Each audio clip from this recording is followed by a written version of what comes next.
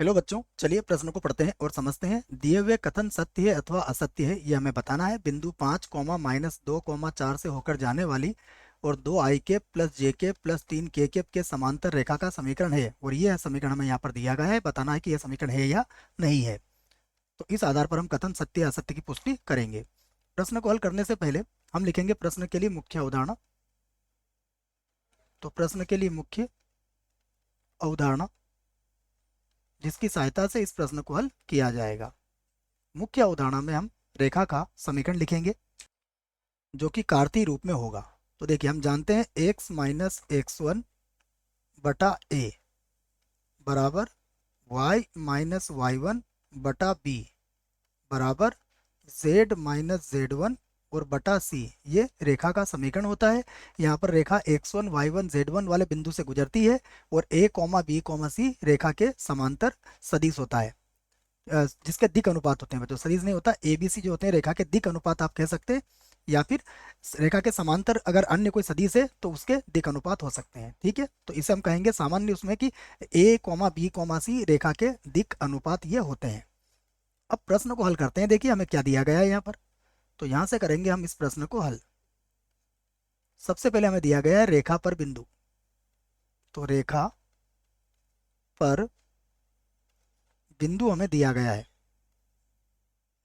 तो रेखा पर बिंदु है, इसका अर्थ यह हुआ कि यह है 5 कॉमा माइनस का 2 कॉमा कितना हो गया 4। अतः ये किसका मान आ गया हमारे पास? ये मान आ गया हमारे पास x1 बराबर 5, y1 बराबर कितना आ गया? देखिए, माइनस का 2। x1 का मान तो 5 आ गया, और अगर y1 की बात करें तो y1 का मान आ जाएगा माइनस का 2 और z1 का मान कितना आ जाएगा 4। तो ये हमारे पास रेखा पर बिंदु होता है जिससे हमने x1 y1 z1 ज्ञात कर लिए। अब देखिए, हमें क्या दिया गया है? रेखा के समांतर सदिश। तो रेखा के समांतर रेखा के समांतर सदिश। रेखा के समांतर सदिश क्या है? 2 i प्लस का j और प्लस का है 3 प्लस का 3 है। इसका अर्थ यह हुआ कि हम कह सकते हैं कि अतः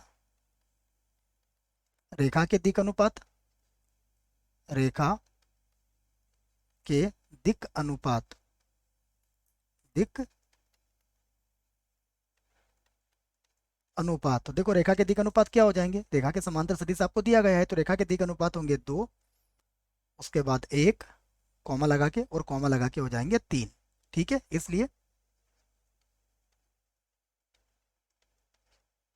इसलिए आप कह सकते हो कि a बराबर तो कितना हो जाएगा 2, b बराबर कितना हो जाएगा 1 और c बराबर कितना हो जाएगा? ये हो जाएगा 3।